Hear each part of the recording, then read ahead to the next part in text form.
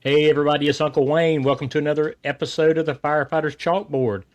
Today we've got Jason Sautel. Let me give you a little rundown on him because I'll brag on him. He's not that big to brag on himself, so I'll go ahead and do it for him. He is a awesome author. He's got a book out called The Rescuer. It is absolutely amazing. We'll start with that. That's going to give us tons of nuggets today. Um, and he likes surfing. He likes donuts. He loves Maui. What else better? I mean, you can't get any further from the two of us than what we are in the continental United States. I'm 10 minutes from the Atlantic. He's just about looking at the Pacific where he's at. So this is going to be great. Um, Go ahead and do a little bit of homework to start off with. I want to give some shout outs. Always West Broad Apparel. Thanks for the hat. I appreciate it. They're home of the original hose hat. Get up with them. They'll make you any kind of custom hat you want to have on shift or off shift, whatever. Um, Another shout out to Stash Salt. It makes it look great. It keeps my mustache good. Jason put in a request the other day. I caught a laugh on it. He was asking for shaving products since he couldn't grow a mustache. Uh, and my final shout out is going to be to the 719 Fools. I got my shirt in. I love it. I'm wearing it tonight representing you guys. Remember, the February Fools podcast bash is going to be coming up. If you've got a Fools chapter, you want to get online with us, we'll knock out a podcast, give you some bragging time. Let everybody know what your chapter's doing. Spread the word out. Let them know that the Fools are strong and we are training and promoting brotherhood and the love of our craft. So send me a direct message, send me an email, whatever. We'll get you scheduled up and have you as one of the chapters for the February podcast bash. So, Jason, tell everybody about yourself. Well, first off, thanks for that awesome introduction, man. So stoked to be here. First off, I got to start with just because I'm from California, I'm not of California. For all my Southern brothers out there and everything, okay? I always have to throw that disclaimer. These Southern guys can be pretty rough on us, man. Anyways, a little bit about myself. I started off as a firefighter in 1993, and it was with CDF, which is now CAL FIRE out here. Was there for a couple of years, and then realized, wow, sleeping in the dirt and these 96-hour work weeks are kind of tough. So I started applying to the larger fire departments. And funny story is, I got hired by Oakland, started their drill tower. 3 days into it, my hometown, San Diego, called to offer me a job. But dude, I was already just enamored by the culture of Oakland. I knew, like, this is where I'm going to stay, man. This is the department for me. It was just the perfect match. It was just the spot to be. So there was a little tug at my heart to want to go home to San Diego and say, hey, maybe I could be a lifeguard and a fireman. But I stayed in Oakland and just became a ghetto fireman and spent my career there. Hey, there's nothing wrong with being a ghetto fireman, and that's always better than being on a Type 2 crew all the time, right? Right, that's true. True that. And out here in California, if you want to go fight those grass fires, they'll call you. Every fall, we get to go down to Southern California and help our brothers out down there. So let's dig a little deeper. Talking about the book. I really want to get interested in the love of donuts because we had a conversation about that and your old engineer after that. Um, but I want to throw something out, and for everybody listening, I had some family stuff going on a while back, and me and Jason's been talking back and forth for a couple months trying to get this lined up and stuff. And he reached out to me, and he sent me and my family a gift. It was actually a devotional he had authored, and him and his wife signed it and sent it to my family. I was very, very appreciative of it, and my wife and daughter are using it every day and looking at it and stuff. And I just wanted to openly tell you thank you in front of everybody. It meant the world with what we were going through to receive that gift from you. Jason is a fabulous author. We're going to talk about his primary Golden Child book he's got, and I know he's working on more stuff. But he's a wonderful author with a devotional as well. And we'll get into big conversations about his faith and everything else. And let's get to it. Thanks, All brother. I right. really appreciate that. And it was our honor to just, anytime you see a brother or sister that might have a little struggle, just to, do something to brighten their day is kind of what we hope to do. So, man, thanks for all you do above and beyond that. But when you're going through those times, man, it really struck a chord of mine and Chrissy's heart. And it's all we could do pretty much from across country other than prayer. So thanks for letting us do that for you, bro. It meant a lot. Thank you. And tell Christy, I greatly appreciate it. We do. So Southern California. Said you want to be a lifer. There's too many sharks down there. You got all these great white sharks. Yeah. So let's talk about Oakland. Let's take a second. Let's really talk about, you talking about being the ghetto fireman and stuff. And that's a really old department, a lot of history. Yes, it is a very chock full of history, from the gold rush era and stuff. So it did get built up earlier than a lot of other California towns. Basically, San Francisco was the mecca of the money. That's where the banks and everything were. Oakland has always been the blue-collar town that actually built San Francisco. The redwood came from our side of the bay. We built it up. So it's always been known as a blue-collar town. And I just want to also be clear to anyone out there, when I use the word ghetto, I say that with all my heart because there's just so many beautiful people I got to serve in that city. And it's not this ghettofied city. Does it have its issues? Yeah, but it's economy driven because we lost all of our industry and it's just kind of tight. But on the flip side, to be able to serve the citizens there, man, what a blessing. Because as you know, you never want to see anyone's stuff burn down. You don't want it burnt. You don't want that to happen. But if you have some gifts and abilities that you've picked up along the way, and you enjoy your job and you can find a spot where you can do it quite often, I'm telling you, man, Oakland was just the place to do that. So not bragging about, oh, it burnt more, did all that kind of stuff, or, oh, wow, you went out on 200 shootings per year out of your firehouse. Well, yeah, we did. But at the end of the day, just being able to serve our citizens, man, that's what it was all about. And that's what I loved about the city. Well, that's one thing. I've talked to a lot of people, and people that are exposed to that kind of, I'm not saying environment in a bad way, but that the culture around that firehouse and stuff, the community is really strong centered with itself too, though. Yeah. So on our firehouse where I was in West Oakland, you're in the middle of the block. Bro, we're at one of those firehouses where it was quicker for people to bang on the front door or hit our buzzer to tell us there's a house on fire. We're part of the community, which I love that. Don't get me wrong, out in maybe a smaller community or the suburbs, I get it. You're not mid-block with houses packed on you. But in Oakland, you have the hills, you have the bay, and then you have hundreds of thousands of people packed in there. So we're just a tightly packed city.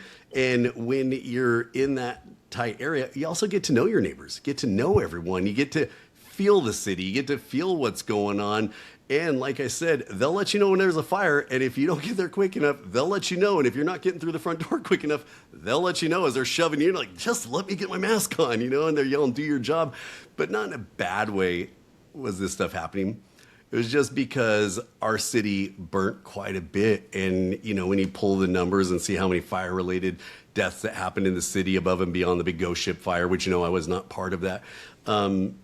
The citizens expect a lot out of you, and you should expect a lot out of yourself. And being able to have that come together to serve was a really cool thing. Yeah.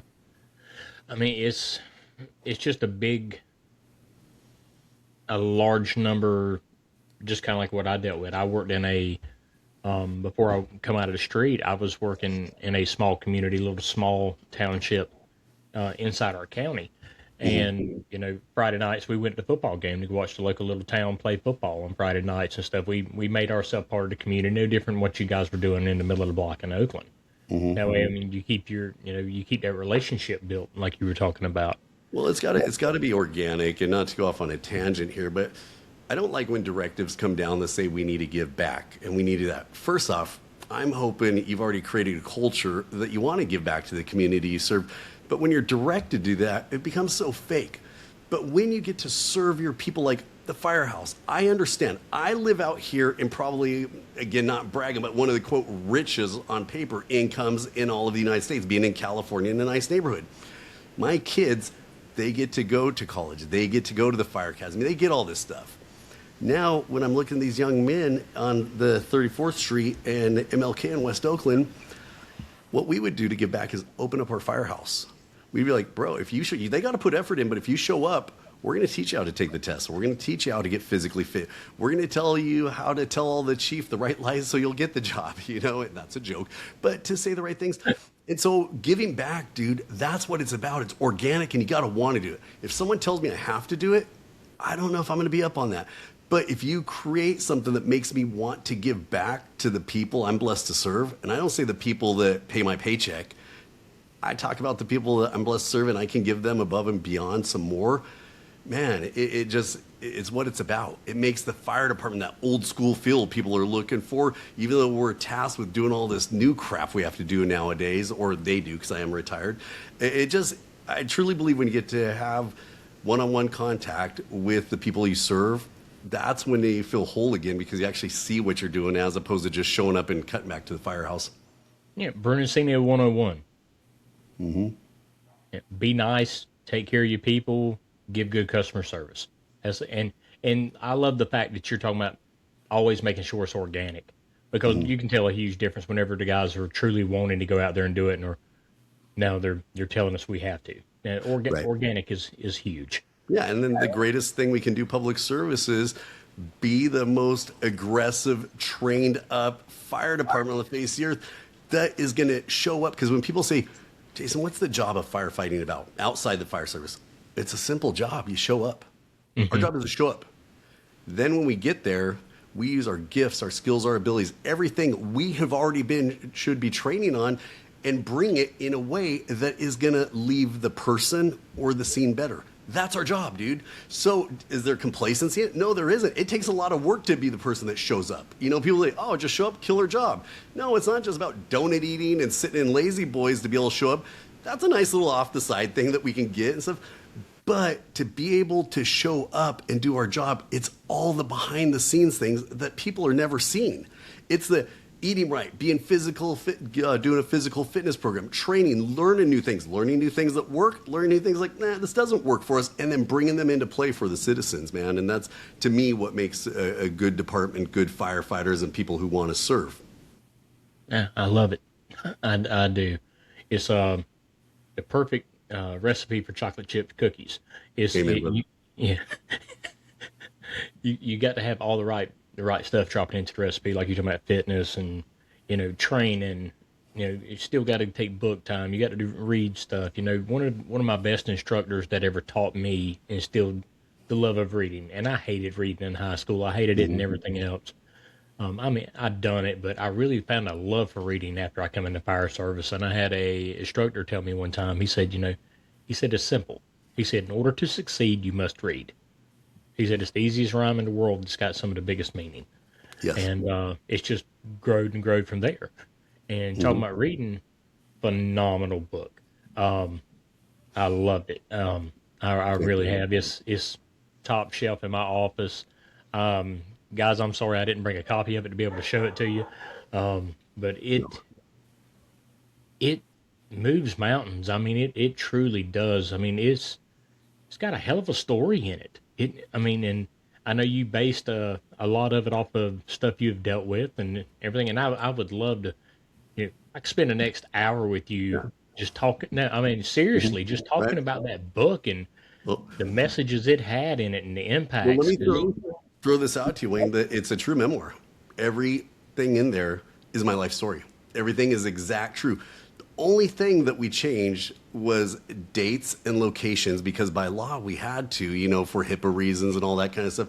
That's why when people ask, oh, what time frame was that around? Well, you could probably research and figure it out, but I'm pretty vague on that too because that 6 to 9 month period was the most impactful time of my life, the biggest changes in my life. And I wanted to use it to help people, but I'll be clear with you, I also didn't want to use it to help people. I didn't want to write the book. There was every ounce of me said, don't write this thing. But the way it came into fruition or the way that it came out was I was speaking at men's groups through my churches and other churches, and they said, bro, you need to put this story together all into one piece here. And obviously I can't speak for 6 hours at a church event, just tell a story. So I wrote the story, but I want to be clear.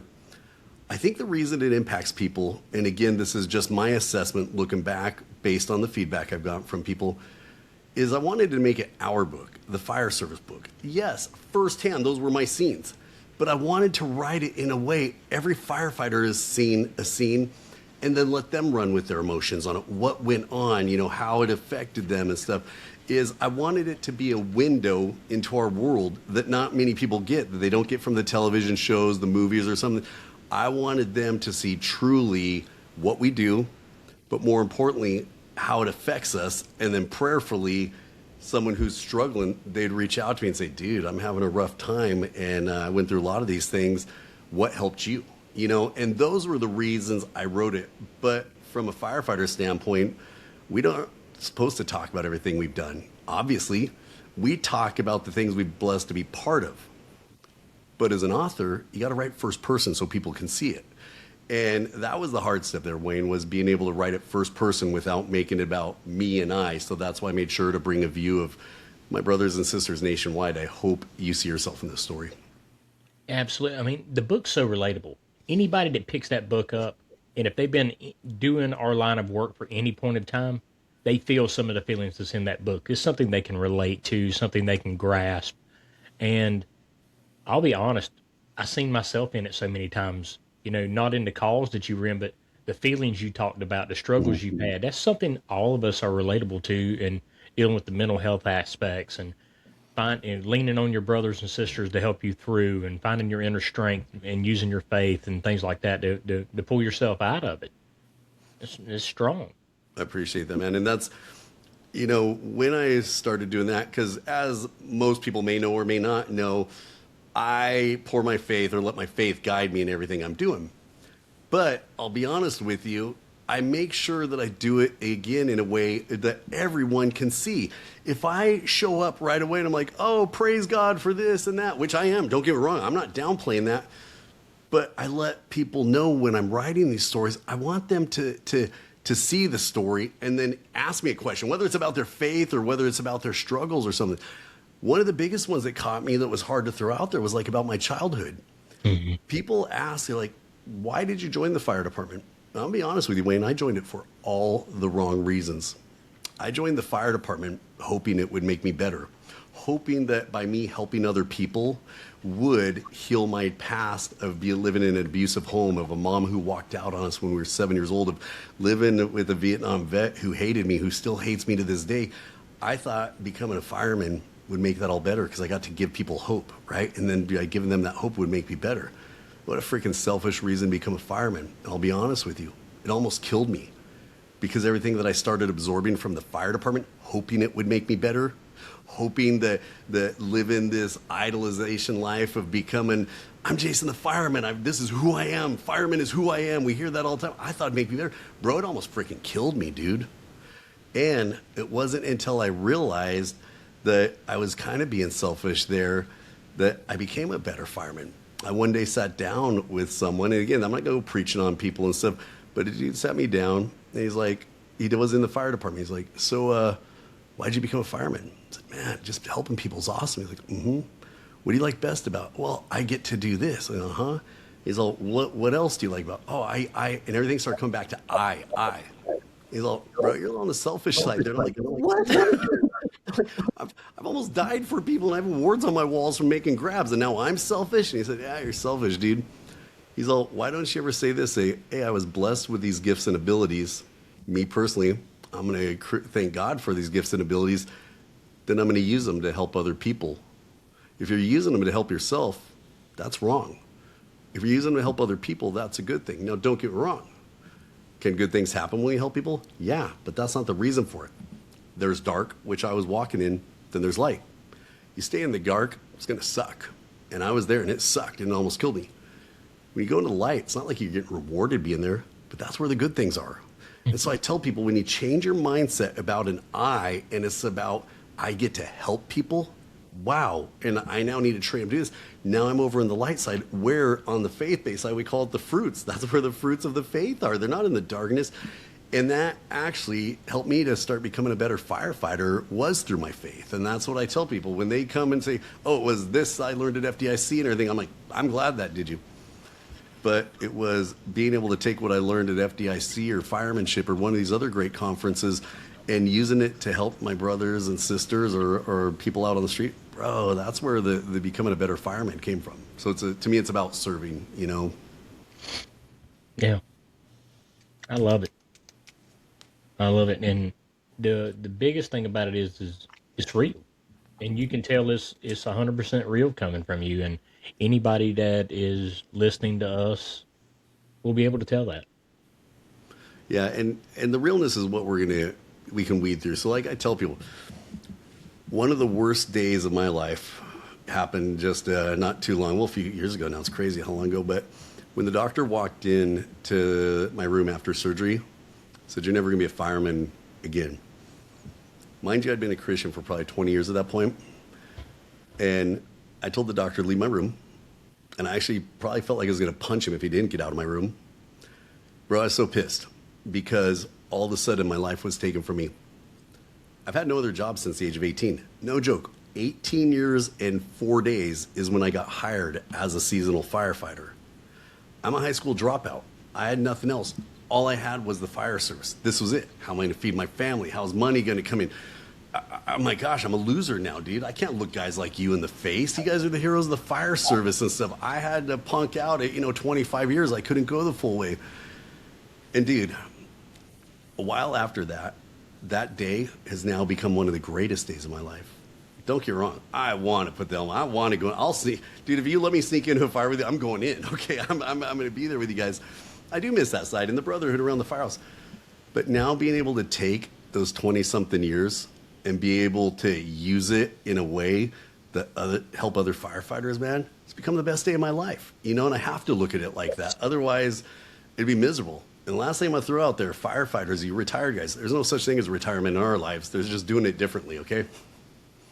Yeah. And I think that's something a lot of people struggle with a lot of times. And because we get guys that retire, and some of them say, well, when I retire, it's done because everybody forgets about me.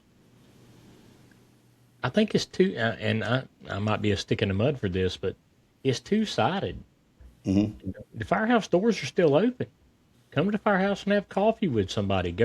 You can still go to a conference and go hang out and fellowship with people. You can still be part of it. Your knowledge hasn't gone away. Right. You can still mentor somebody. You don't have to be affiliated with the department to use 30 years of experience on somebody to help them out. You can still find somebody to reach out to, find somebody to mentor. Right. I mean, I got a guy that's retired now. He still calls me every week. Mm-hmm. You make an active choice not to have anything to do with the fire service anymore. 100%. And I get it. When I was in Oakland, I had 600 brothers and sisters, right? Then you'll hear it from people, but in a negative way. Well, then I left. I've only kept 10 of them. Well, that's a given, dude. When you're there, you need all 600 because you're working alongside them, fighting fire. God wants them there with you. God don't want 600 people at your house chilling and doing that kind of stuff. So people say it negatively, like, oh, well, only 10 left of my friends or 5 left of my friends. I'm right there in that ball game, dude. I had 5 or 6 truly close guys that I opened my whole life up to that have carried on as friends of mine, And then God's also put a few back in life, like, Daryl Liggins and a couple other guys that are out there doing it and stuff. Man, I ran into them at a conference not too long ago. I'm like, bro, my Oakland brothers, being there with them, and stuff. So they're there, but like you said, you do have to reach out too. You have to take the phone calls. Like for me personally, I get a lot of calls and a lot of people hit me up for stuff.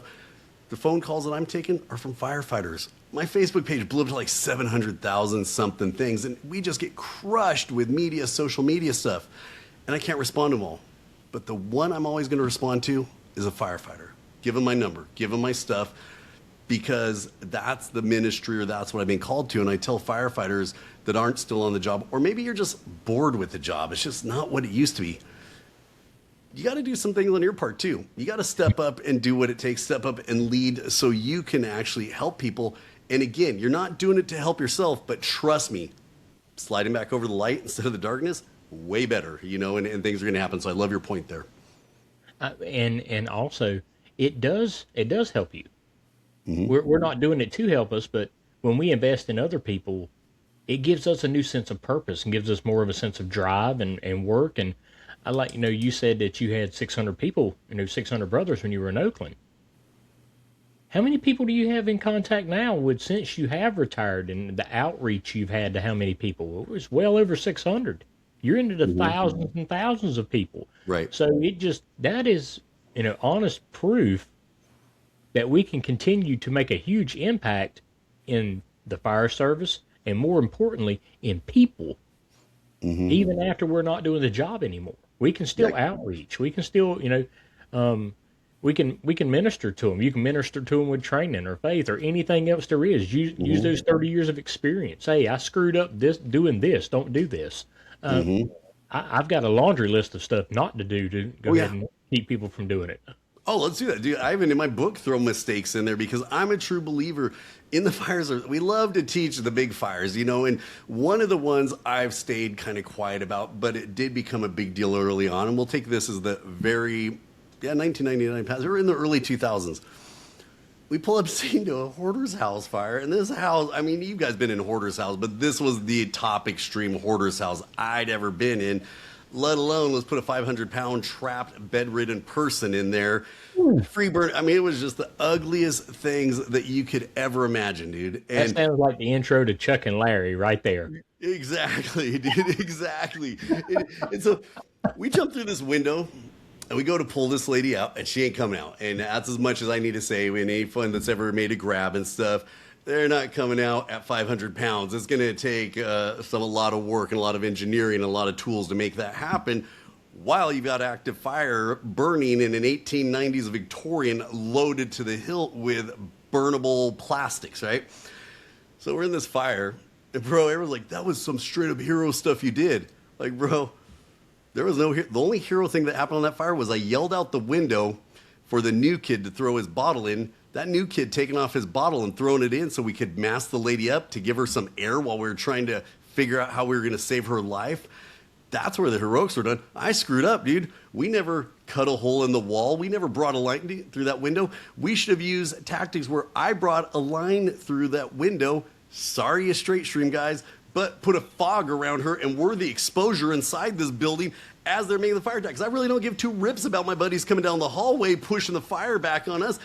This lady was burning inside of a house, man. And I screwed that fire up something fierce. And so why I talk about this, because everyone comes around like, Jason, we looked everywhere and you came up with the idea of we should use our safety gear to help people live, bring it in and mask them up and put stuff on them, like to help them. Like, I didn't come up with that idea. It was actually the paramedic side of me thinking her airway's burned and she's going to die. New kid's outside the window, give me your bottle. But here's all the screw ups I had, dude. All the screw ups were I did things the same way in Oakland, through the front door, down the hallway, just the normal stuff. I was on the truck that day, so I popped through the window to go do some searches and stuff. But when we encountered her, I didn't use any of the new tactics. I didn't use any of the new stuff we learned. And hear me out on this. Make things even worse, what I beat myself up is we still, after the fire was out, we took her 30 feet out the front door instead of just cutting the window behind us and making it bigger. It would have been a lot easier and stuff. So where I'm going with this is when it comes to the fire service, just don't teach the good stuff. Just don't be like, oh yeah, so Jason, you got the Medal of Valor on that? Yeah, we got the Medal of Valor on that. And I was kind of ashamed to do it because everything we did was pretty much ass backwards on what we should have been doing. Just hopping through a window and laying on top of this big gal is all we really did, right? So you need to teach those instead of the big wins, dude, and what you would do different and be humble.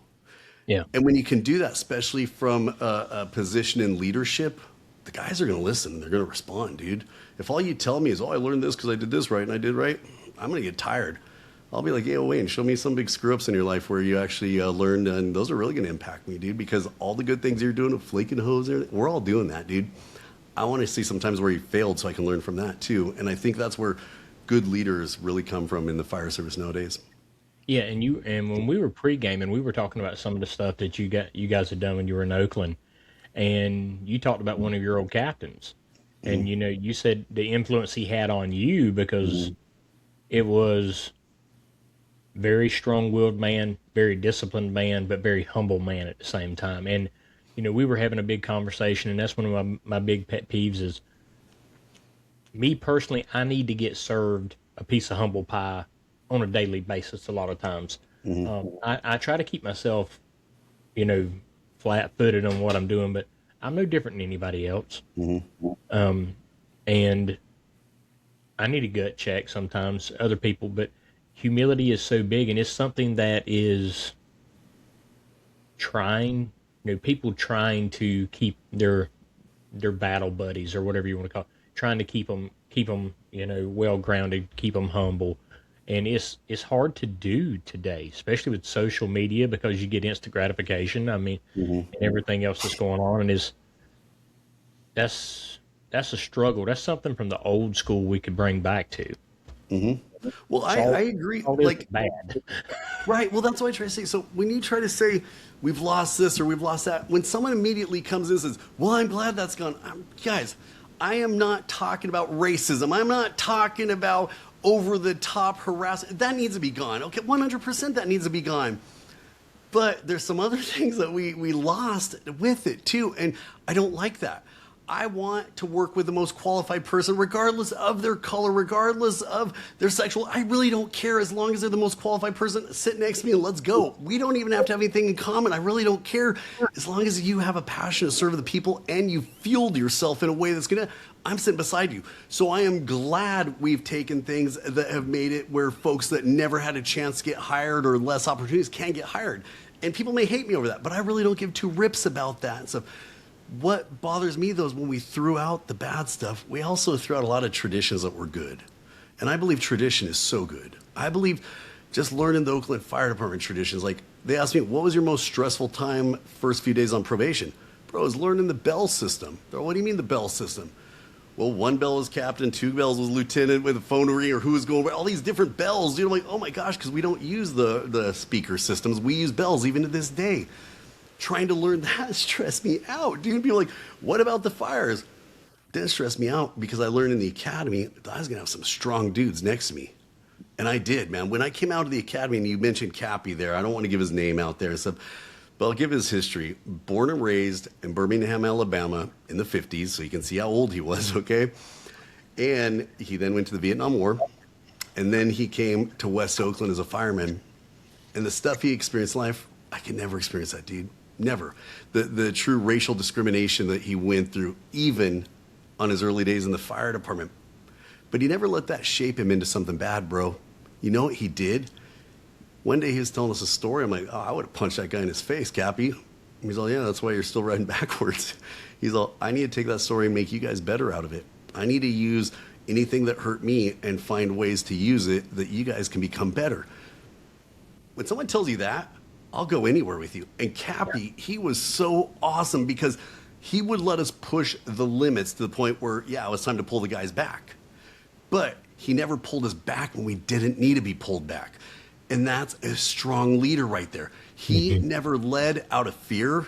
He led out of using the gifts and abilities of the guys around you. Like people know, even in the drill tower, I almost fell out because of ropes and knots. Bro, I've swung off the side of the Bay Bridge doing rescues. I won't even tie that. I make the new kid come and check my knots. I'm an idiot on ropes and knots. But guess what? We had some of the best rescue guys around. I joke and call those the dorky firemen, right? You know, that know all. I'm like, bro, I can't figure that out. But we paired them alongside of us. Therefore, if we're at a burning building or need to chop holes or do whatever, I'd be your guy there because we all had weaknesses. And in the fire service, when we build our companies based off of strengths, we're failing. We need to build our companies off of each guy and girl's weakness and pair them up with someone who is strong where they are weak. And anyone who thinks they're perfectly rounded firemen and they're the best thing in the world because they're part of USAR plus this part of that, I will freaking call them a liar to their face because they're weak somewhere. And I'm just like that, dude. So therefore, when it comes to leaders, that was instilled with me where I will speak my mind on certain issues because Cappy poured into me his leadership in a way that made sense and people could hear. And I just want to pour that out to other people, you know, and say, just fire. Not every leader's bad. I see online, it's kind of the thing right now is the beat up leadership. I get, and don't get me wrong, I get it. But is really every leader in the U.S. Fire Service bad? I don't think so. Find the ones that are good and surround yourself with them. The bad ones, pull something good from them. Probably the best thing being what they're doing that you don't like. Don't do that in the future. End of story. That's my thing. You know, it's kind of an old school take on it, but a captain's a captain, a chief is a chief, and they were placed above me. I'm a subordinate, you know, so little things like that Cappy put out, but I get really passionate about, as you can see. Okay, so with you being retired, if you could throw a nugget to a new guy that might be listening, say somebody just graduated, you know, rookie school or whatever, they're doing their privy time or whatever, as one of the old guys, what would be a good piece of advice for a new guy? Man, That's so good right there. I think the number one thing would be to humble yourself in a way that will still let you absorb. Okay. Sometimes we make ourselves so humble that we say, oh, okay, please teach me this, or oh, okay, thank you for that. And we have to play the stupid role to look like a new kid, right? Nah, dude, don't do that. Absorb. Humble yourself down. Ask a question or two, but don't ask a question that you can go out and find the answer for. Go look for the answers, then come back to your officer and say, hey, so I had this question, but I went out first to hear it. I'm still struggling to find it. Is this the right answer or not? Why do I say that? Because then you're not asking stupid questions, trying to prep up and show that captain that, oh, I'm kissing your butt, so you'll like me more. No, you're now showing him who you are. Show yourself through humbleness, ask questions, but be sure you can absorb what is being taught to you, man. Because so much thing in firefighter qualifications crush me. It's like, we're looking for this, we're looking for that. You know what kind of firefighter I want? One that can freaking absorb the information we're pouring into them. That's who I want. One that wants to learn. One that comes up to you and is hungry. Right. Well, let's be honest. You know, like me, I wanted to learn, but I was pretty stupid, so it took a little extra work, you know, and stuff. But you know where I'm going with that. It's just, yeah, to the new guys, man, humble yourselves and maybe stop following people who are whining about leadership all the time. Might be a thing there, because I just hear it way too much, dude. And it can't be the common phrase. It's kind of like PTSD. You'll hear me talk about it because I suffer from it. I'm not wearing it as a badge. I'm not letting it take me down. I'm going to give you ways to have you get out of it. Well, if we're just talking about leadership and whining about it, what have you done? What have you done? And I'm not talking nationally. What have you done for the 3 or 4 people in your firehouse that you could actually affect? What are you doing? Have you told a new guy? Yeah, I don't like a lot of the things that this officer does, but let's talk about the good qualities here. And all I'm going to tell you is maybe I'm not going to take this, this, and this from them.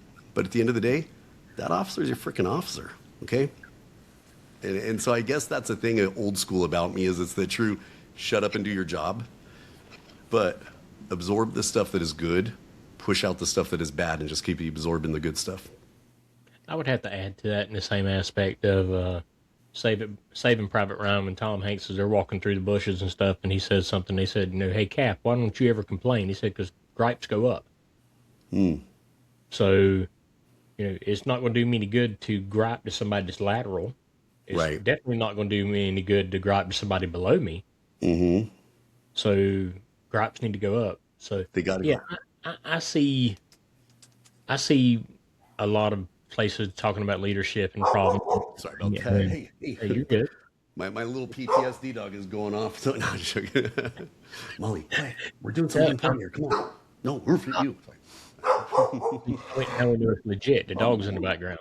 Okay, sorry about that. I really you're fine. You're fine. You're quiet girl. But there are, I would say there are some places that, you know, have leadership problems. There's some places that don't. And a lot of times, why don't we look at the aspect of how do you change culture? Does it change at the top at the admin building, or does it change at the bay floor? Well, culture, in my opinion, starts at the bay floor, and then goes back up. If you get the crew on the same page, the crew can go to the battalion. You know, and then it can move up, or maybe that leader doesn't know because everybody's too busy griping with each other instead of letting him know, hey, you need to work on this. Well, and like I said, I didn't want to just think I was going there. I was coming from being in a department where you have 26 firehouses. Generally, you're going to group around the folks that are kind of like your style and all that. And I get all that. So I don't want to think I'm, saying, hey, that I'm ignoring the bad leaders out there. Bro, I've worked under the worst leaders on the face of the earth. Funny story was when our captain retired, the way that it worked in Oakland, I don't know how it is now, was, seniority ruled, but you had to come and have dinner with the crew. And even as a captain, the most junior fireman, we all vote if you get to put in or not, right in front of you in your face. We give you a thumbs up or thumb down. Now, I know it's kind of hardcore and stuff, but one time we gave thumbs down to a guy, and he put in anyways. And the only reason we gave thumbs down is because he's the worst leader on the face of the earth. So I do understand poor leadership, and it demoralized our firehouse. It took things away. It was horrible, and it was the most toxic type of leadership that he was just there to fill his resume. Yeah. So that's where I was going, that I totally get it. But I think on the flip side, I just wanted to hit home with the new guys is not everyone's as bad as everyone's saying they are. Trust me, and you can learn something from them too. And I think as new guys, we need to absorb from everyone. Okay. Yeah. Now, with what you just said, you sparked an interest in me. Now, with reading your book, how much did dealing with that toxic environment above you have to do with a lot of the stuff you were dealing with? It was actually, believe it or not, I was starting to get better and I was getting healthier. I was still known as the demon seed, but this guy who put into our firehouse, man, he would say things like this. And again, I don't know how other departments operate, but when we're calling for a second or third alarm and we're on the roof and I look over as a senior guy and say, bro, start chopping holes. We need to chop some holes here and stuff. And I get that you need to sit back and see everything, but you make it a point of saying, if I need to grab an axe or touch a hose, I call greater alarms. I don't do that. That set the guys off. And I get safety, keeping your eyes, not getting locked up on basic things. But what he did to the crew when he said that, he basically said, I don't care about you guys whatsoever. Never once did he says, hey, my role is to keep you guys safe, so I have eyes here, here, and here, and stuff. Yeah, I'm going to pick up an axe I could, but in that situation, I couldn't, because 99% of the times he could have. And it was really bad, and because I had such a solid leader up until that point, man, it was tough to deal with. People say, how do you handle it? Well, we threatened to throw him off the roof, and then we lied about it to the chief, so that's how we handled it. I love it.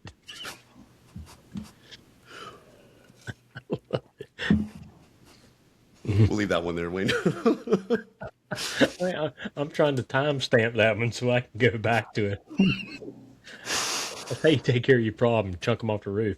Chuck him off, dude. I mean, we wouldn't kill the guy, but a broken leg, we'll all get better. One man's injury is another man's overtime, right? So, no, I'm sorry. Let's stop. I like that one. I'm going to have to use that one. Oh, I can go there, Wayne. The old Oakland Fire can come out at me, and I always have to remember, you're on a national platform now, Jason. Stop right there. Yeah, but that just lets them know you're real. Yeah, right. So, with the platform, because your book exploded. I mean, your book has really jumped out. Tons of social media stuff now. Speaking engagements everywhere. Let's talk about that. I mean, because that went from retirement to another full-time job kind of quick. Mm-hmm. Right. Probably busier with the second job after you retired than you were working in the firehouse. Well, okay, let's talk about this first off. So when I wrote my book, my biggest thing was I wanted to get what saved me. So I saw it as a faith-based book pointing everyone to Jesus. I just want to be clear on that right away. When you read it, oh no, that's not what's in there. You'll actually see me getting thrown out of churches, bad things happening, things like that are going really rough and everything. I was all about the struggles I had and about how my faith is what led to ultimately being saved. That's what I thought I wrote. Then all of a sudden, I start getting calls from guys with PTSD and all this other stuff. And I'm asking my publicist, and all these people, why is everyone asking me about PTSD? My wife, Christy, goes, idiot, because you wrote your whole suicide story in there, okay? All right? So obviously, if you're working the firehouse and you're struggling, they're going to reach out to you. So I know this sounds stupid, Wayne. I didn't see that was the way it was going to be used. I honestly didn't realize how much I still struggled with a lot of my past until I started talking to other messed up dudes. I'm like, you're messed up. And they're like, you're messed up, And I started opening things up to myself. So what I learned then, I had to do a deep reflection on what am I really wanting to accomplish? You and I had to talk about this before. I don't want to teach tactics because I don't know all the rules nowadays, and I might get people in trouble. I might teach them things that could put them in a bad spot or in trouble. So tactics-wise, there's guys out there that know how to tie it all together. Me, someone asked me at a training thing, Jason, how did you learn to go face first down the ladder? Because the fire was biting my ass. How do you think I learned, okay? Dude, I jumped out, man.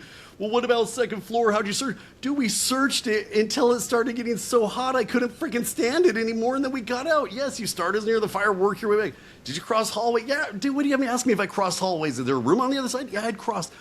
So, as you can see, I'm not the guy to teach that because I'm like, just get them out. Okay, do what it takes, get them out, and try not to die while doing it. End of story.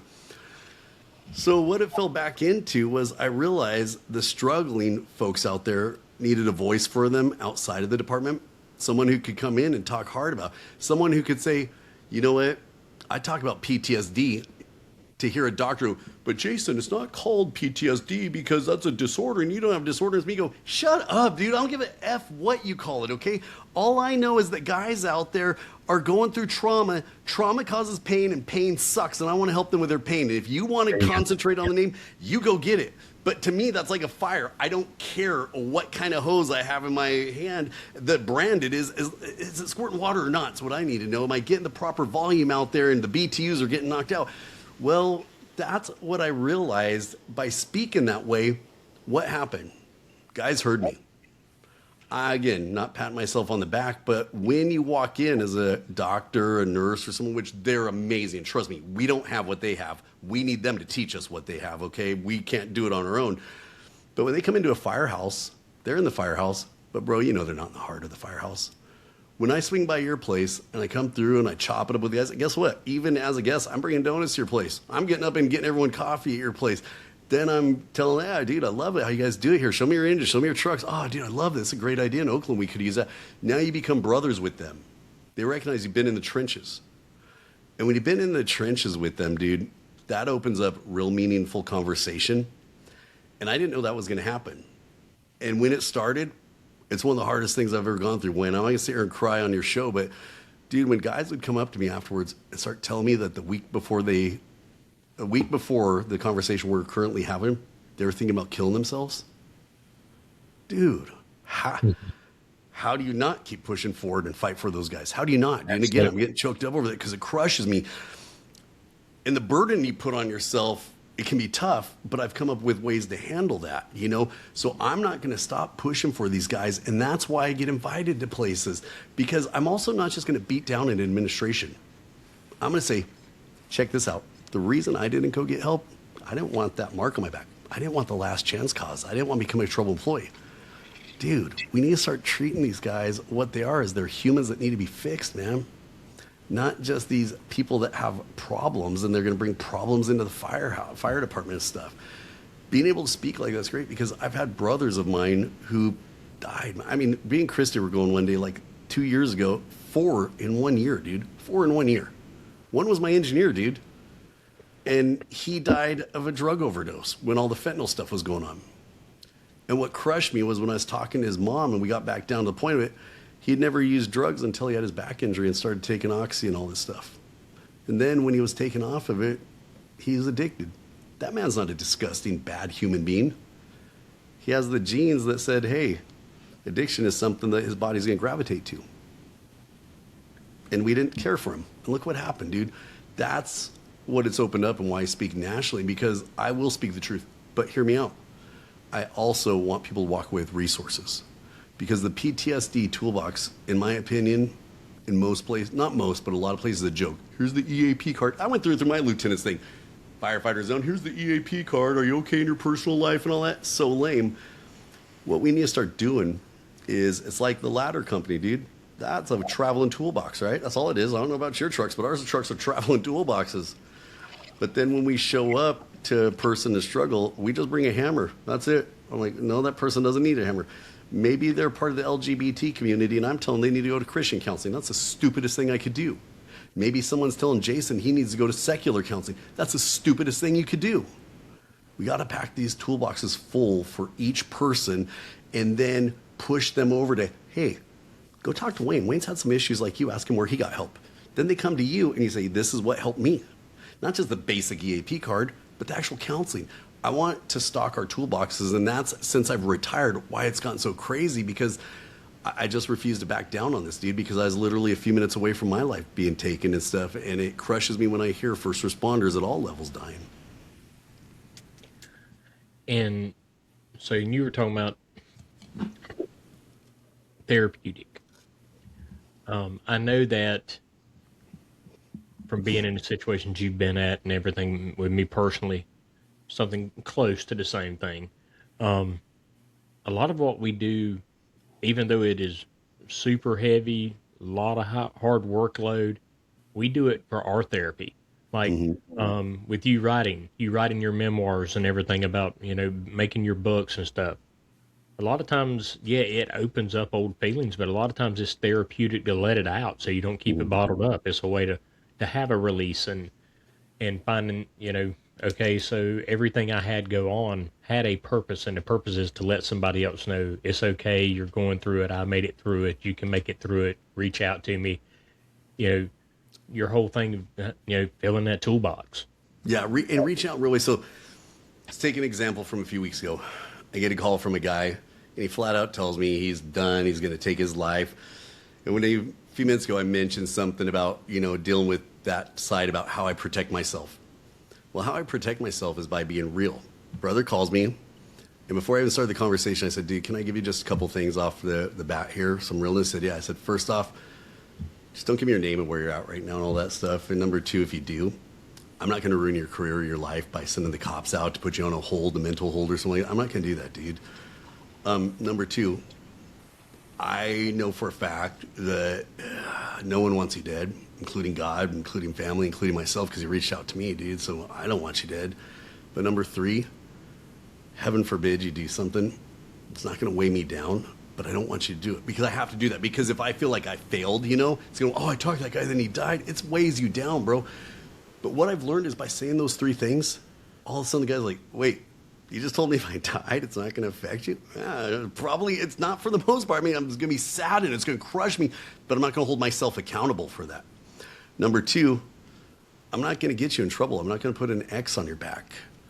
Number three, I want you alive, and I know God wants you alive, and let's start from there. Now let's talk about what's going on, bro. And it's like setting the ground rules of what we're going to do there. And I think when you set ground rules, but they're the legit ground rules of, I got to protect myself too, because I don't know who I'm talking to right now. And think about if someone called you and said that they were going to commit suicide and they did, you'd feel horrible, and I think that's the huge part about it, Wayne, is in any part of the fire service, if you have someone who's ingenuine, we're going to smell the fakeness a mile away. We're going to be kind, we're going to be nice, but we're not going to get anything from them. So I truly believe that's a huge way to hit those sort of things. Yeah, I mean, because I had somebody a couple weeks ago, and they said nobody can smell bullcrap faster than a fireman, and especially if you get a group of them together, they'll call it on you really quick. So yeah, you got to be genuine. You got it. Yeah, and like you said too, people ask me, so Jason, what helped you? I won't even answer that question right away until I get to know the person. Because like I said, if right away I said, dude, going over to my pastor and spending time with my elders and with Christy, and they're like, wait, hold on, where's the counseling at? Hold on a second. My counseling runs a lot deeper here than this. Psychology says this. I love psychologists. But for me, it didn't work, dude. It's really not work. My number one is what we're like, something that works for me, and it's kind of another touchy spot, is one of the biggest lies told in the firehouse. You got to protect your family from this job. What a bunch of BS that is. Biggest lie on the face of the earth, dude. Don't buy into that lie, dude. If you're married or have a spouse, that's your number one. Okay, well, if you're number one, you're connected to become one, and this is the biblical side of me, and I don't share with her the struggles I'm going through, I'm now creating a divide. Don't get me wrong, I'm not saying you pour everything there, but there's a spot in the story there when Christy and I first met where I met up with her and we just had a tragic call where a little girl died and it was bugging me. And I shared with her. And it's the first time I've ever shared with anyone. And the advice that she gave me is awesome, but I didn't tell her the grossness of it. I said, you know what? Yesterday afternoon we had a little girl that was killed by a car behind the firehouse. Everyone knows what that scene, your wife, everyone knows what that scene looks like. I don't need to paint that scene, but I didn't protect her from it because I needed to tell her why I was feeling the way I was. And I'm a big believer in that too, that we need to stop, like we can do it all. And people say, well, you give it to Jesus, right? I'm like, well, yeah, I give it to Jesus, but then I have to look at the gifts he gave me, and he also gave me my wife, who is my number one. Vice versa, she comes home, I listen to her. But to not stay there too hard, cautious when dealing with the wives, because Christy came home not too long ago, bro. And she goes, we lost a baby. And the freaking fireman came out at me. I said, well, you better get back to work and find it before you get fired. Way wrong thing to say. Way wrong thing to say, okay? so there is a realness side of there and stuff. But what I'm getting at there is God gives us a lot of people, and we don't have to protect them from us. If we feel we have to protect them from us, I'm going to really worry for you and how you're handling things, you know? Yeah. Now, I like one of the ways in the conversation we were having because you were talking about responders, you not putting an X on their back. I really like that because a lot of people have forgot that it's okay to be broke because broke can be fixed. Yeah. If you do the work and you find the resources and stuff, broken doesn't mean done, and broken can be fixed. Right. And that's why I don't know how it is still out there, and I'll have to do more research on it. But one of the reasons I didn't seek out help in the Oakland Fire Department is because you have last chance contracts. What is that? That's setting someone up for failure. That's not getting someone help. That's turning them into a liability, not someone who needs to be fixed. And that was a struggle I had because I'd watched guys that they got last chance contracts for things they're going through because maybe they did go to the drugs or the alcohol or something. And don't get me wrong, I'm not downplaying that. I want drunken firemen or drugged out firemen around me. Don't get me wrong. But bro, at the end of the day, that is still someone he said is qualified for the job. They're a brother of ours. They're a patient. Let's work with them as a patient. Let's fix them. When you throw last chances on them, you set them up for failure because you've already pegged them as a problem as opposed to a patient, dude. And so for me, that's why I never asked for help in the fire department. I went outside the fire department for the help, and then it almost killed me there too, and stuff. So I'm just clear with that's why I want to be open, and I want firefighters to approach people they feel like they can approach to have the real conversations with without feeling like their next promotion's on the line, their job's on the line, something's on the line that is, hey, I'm broken here. I need this help. Now, don't get me wrong, if we uncover something really bad, stuff, crime, I get that, okay? This isn't the job for you while you're going through that. But dude, I think one of the reasons people don't get fixed is because we've created a culture of just suck it up and handle it. I remember right out of the drill tower, dude, we went to a third alarm fire on my first freaking shift, and we come back to the firehouse at 3 a.m. Of course, after I'm done cleaning the saws and everything, I go up, and all them giant freaking stud of firemen, they're all in bed sleeping, and I'm like, bro, we were just on a third alarm fire. What the heck, man? And stuff because we created the culture of just suck it up. You're going to go out the door and do it again. And in Oakland, we did that. Well, he did it then, and another few hours, you're going to get another 3 alarm fire. Just shut up and do the job. That's not a good culture to have, dude, because that starts shutting people down from how can I approach those guys? What if I had a question about the saw? What if I had a simple little question about, hey, while we're cutting the hole, I saw you do something. Well, bro, that can also parlay into later on down the line. That girl that we went on that died, it's crushing my soul right now, dude. How do I deal with that? Well, I'm not going to ask that question either. So we have to create stuff there. And I'm not saying that we need to be little sissies by any means. Like, it does bug me when someone wears PTSD as a badge of pride. I say put on that badge, but try to get it off as quick as you can because don't live under it. That doesn't own you. It's a little bit that makes you up, but don't freaking live under it. You know what I mean? And stuff. And I just think those are things that we really need to chip away at, bro. Okay. I'm with you. I was actually, I was back thinking about an article I read earlier today, and it was talking about some of the stuff that's in legislation right now with mental health and mental wellness and everything else. And it was talking about bringing CISM back, and I'm like, yeah, I'm big thumbs down on that one. I've sat in a circle and everybody just stare at each other and waiting on somebody to talk first. I'm like, we good. You're forcing me to say something I don't want to say. I'm not ready. We need to create environments where, again, hey, Jason, so you struggle with that? Yeah. Hey, dude, go talk with Uncle Wayne, man. He's I know for a fact he's gone through it. And the only reason that guy knows for a fact you went through that is because you're open and honest and you send me to him. Then I come to you, I'm like, yo, Wayne, dude, this is what I went through. It sucks, man. What'd you do? Where'd you, and hopefully you also have something professional that you can point them to. Because again, a fireman can't fix firemen. We need to make sure we also have the professional stuff there too for them, Yeah, I will say that we've got a group here, where we locally are. It's called it's the Low Country Firefighter Support Network, and it was actually established right when the Charleston 9 happened. It actually started then, and but what they done is, and I might be saying it a little bit wrong, but it's a awesome group of people, and they actually got in and got clinicians, for mental health clinicians, and those guys were doing ride-alongs in the firehouse. They were understanding the culture of the fire service, and a lot of them are volunteer first responders and things like that. So it is a group of clinicians to help us that truly understand where we're coming Right. from. And Right. that's so much better because I can promise you, I'm not the guy that's going to lay on the couch and tell you what's wrong with me. Exactly. We might sit on a picnic table in the backyard of the firehouse, and I talk to one of my buddies, and something like that. But No, you nailed it. And that's why for me again, I want to make sure that things are in place, the true policies, procedures, how it goes down is in place. But overseeing that to even get people there to that true help you're talking about, the clinicians, I tell people, tell your story, dude, because for so yeah, many times we haven't told our story. Like there's a story I'm getting ready to share about probation before long that has never been told that I know for a fact is going to hit it, and it's going to actually address the fact of hazing to a level of hazing that when I was on my brink, no one knew it almost took me down because as firefighters, what are we trained as to deal with it? Put on that mask that no one can penetrate through and stuff, and no one saw it. And I'll get wrong. I love a good rousing. I love it. It's fine. I have no issue with it as long as it doesn't go next level and it doesn't cut someone down or anything. Or even if you go a little too far that that person didn't like, well, hey, I'm sorry. Let's move past this and we should do that. But what happened to me, dude, it was some next level stuff. And the reason I'm being so cautious to tell it is because the guy who threw it down on me, he's still working right now. And I haven't talked to him about it. But even to this day, I think at that point there about what it did to me, how it made me. I mean, bro, I was ready to turn in my badge and be done with the place, done with the Oakland Fire Department. Come on, because of a hazing incident.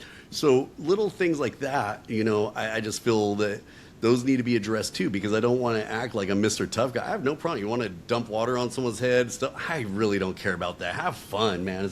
But when you go personal on people, yeah. man, that's where it can go and stuff. That can be tough stuff right there. That's for sure. All right. So, favorite chapter of the book? Oh, meeting Christy, of course. Come on now. You notice I said for a win right there. That's Yeah, exactly. Did you hear that, babe? So honestly, one of my favorite chapters of the book is right in there in chapter 2 when I curse the chaplain out of the firehouse. Because it's the first time in my entire life I'd ever been shown grace.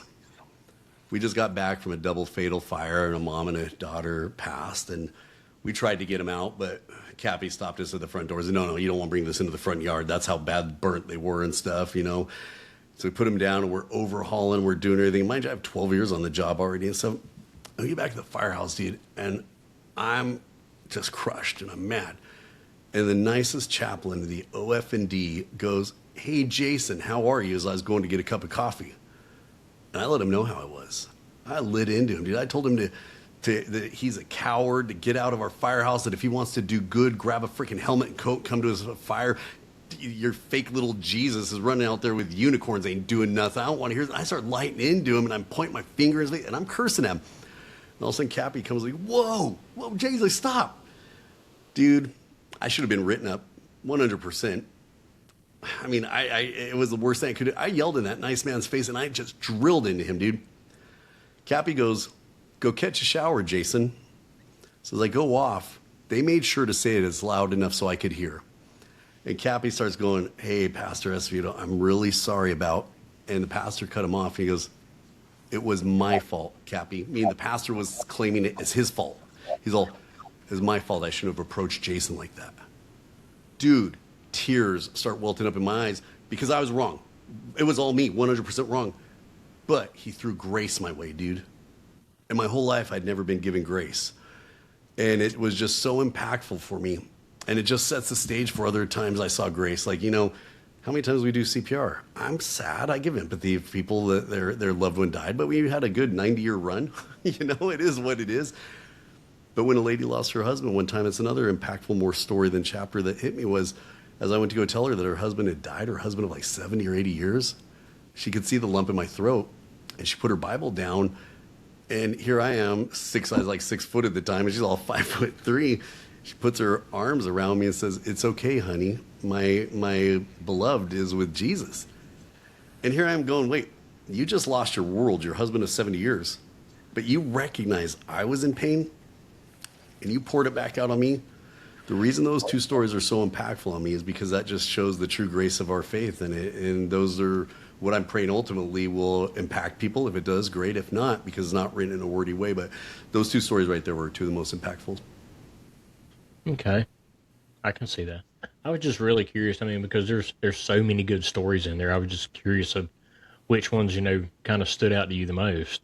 Yeah, I mean, So, the fire, the one just trying to describe people what a car smashed under a big rig was like. It was hard for me to describe that. It was so hard because just firefighters aren't reading it. The whole world's reading it. I mean, the book's sold out in Australia and through Germany, all that stuff. So I'm having to explain it in a certain way. But that one there was pretty impactful too, because I mean, we were on a freaking heaviest of heavy rescues on a jackknife truck. And when people say, well, why did that car in there so far? It jackknifed under the truck, and then the truck was pushed up the center divide. So we had to crawl. There was truly only room for people say, well, why didn't you bring in heavy rescue? We didn't have freaking heavy rescue back then, okay? We didn't have we'd have to bring in a diesel tow truck to lift it up, but I'm trusting that stuff. I'd rather those wheels stay on the ground while I'm working under that thing. As if, but those stories too, they were very impactful because at the end of the day, I do want the public to see what our guys and girls are doing nationwide. I want them to see what you're doing, what your guys are doing and stuff, and wherever you are working. And any of the fire scene stories, I those really hit me pretty hard too. all right. Speaking engagements, what you got coming up this year? Bro, we have so much coming up this year and stuff. I don't have the names of all of them in front of me and stuff, but I'll be out there in your neck of the woods. Yeah, I I'm was going to about to say, be I know you coming. Yeah, I think I said I was going to take as many this year. And mind you, fire department stuff and the church stuff, I kind of out there. I have like 9 that I got to go preach outside my local church, and then 7 fire department things I go to. So I'm kind of, I said, God, this year I'm going to slow it down. And God said, yeah, no, you're not, and stuff. So I'll be around everywhere. But I think right now, what I'm super excited about is the firemanship conference. I'm not trying to push it out there. When it's built around faith and family and the job, man, that just means a lot to me, dude. And to have something that does that, but has everyone there, and they don't go tough like firemanship and women aren't allowed. Oh, heck no, man. You got Dina Ali there. You got all sorts of great females that are there, but it just falls back into like fishermen, it's firemanship. We're just teaching the skills of firemanship because firefightership sounds stupid. I'm gonna be honest with you. That's one that I'm really, guys like you and other people to get a peek at that there's something special happening at that one, and it's not going to put any other one out of business, in my opinion. It's just another one that's out there. Okay. Yeah, I know. I can't wait for you to come to town. I've already got my day off, Yeah. and I've already got my hotel room took care of. I've already got the green light from my wife. I'm ready. Perfect. I'm looking forward. Yeah, we're going to hang out. That's for sure, man. We're definitely getting some hangout time in there above and beyond. It's going to be a great night. And again, I'm sorry I didn't throw the names out there because I'm horrible with the memory of each conference name and stuff. But yeah, I'm looking forward to being out there. Yeah. All right. The time has come. The chalkboard is yours, Jason. Love Go it. ahead and write your message for everybody. So everyone's going to think I'm going to start talking PTSD and faith and everything there and maybe some of the heaviness of the show. You know what? My heart is this to put on the chalkboard. Love the job. You guys, just love the job. We can cliche say it's the greatest job in the world, but think about this. We get to show up and help people. Man, love it. Please do what it takes to make you the most effective person showing up. Just because we get to show up doesn't mean we get to do nothing in between. We have a privilege to show up. We have a calling to show up. You guys, train, train, and train. You'll always hear me say, take the stuff out of the training you're going to use. Think about the stuff you're not going to use. Train. Physical fitness, mental fitness, just what we eat. Don't throw out the donuts. Just make sure you get some broccoli with them off to the side and stuff. But the holistic side, and I'm not talking holistic with a California weird sort of thing, but actually from a church center thing, wholly own that job. And that's the WHOLL, holy, because you've been called to this. And I just want you to love the job and enjoy the job because you're going to blink. And once that helmet comes off, it's not coming back on, and you're going to see a fire engine drive by and go, I used to be one of those guys. So make sure you're doing everything that you can to love the job, absorb the job, and more importantly, instead of just making yourself better, love it by making everyone else around you better. I love it. Jason, so tell everybody. So how can they get your book? Yeah, a lot of people It's listen. rescuerbook.com is the best place to go for it. But Amazon's the cheapest. I always tell people, go to Amazon. They're way cheapest. Don't worry about any money that's coming my way. Get it off the cheapest place possible. Rescuerbook.com, or it's The Rescuer, one firefighter's story of courage, darkness, and the relentless love that saved him. Just search it up and you'll find it. It's out there everywhere in every store. Okay. All right. Cool. Website. I think What all your it's jasonsautel.com is Yep. it's out there. And you guys, I'm gonna be honest with you, I'm horrible with websites and the media and stuff and I everything. got it. I'm looking at it. Yeah, jasonsautel.com. And, just search around on Facebook. That whole Instagram thing, that's for the kiddos. I'm trying to learn that stupid thing and stuff. But It's hard. it's hard. Dude, I got messages from 9 months ago. So do me a favor. Just go. All my email address is in the back of rescuerbook.com, and it's gracefully rescued at gmail.com. You guys are all welcome to hit me up any way you want. All right. Everybody, Jason, thanks so much for being on the show. Had a great conversation. I can't wait to get a chance to actually see you truly face to face in a couple of months. Guys, if you got anybody you want to hear talk on the chalkboard, send me a message. Send me a email. Tell me who these people are. I'll reach out to them. We'll get some good conversations going. Everybody's got a story to tell. Everybody is got a story you can learn from, and the stories matter. It doesn't matter if it's a national known speaker or if it's the guy just on shift with you. Everybody's got a story. The stories matter. We can learn something from everybody. That's what the chalkboard's all about. Taking the opportunity to spread some knowledge to benefit somebody else. So thanks everybody listening. Till next time, stay safe, keep learning, and we'll see you the next time somebody comes up on the chalkboard.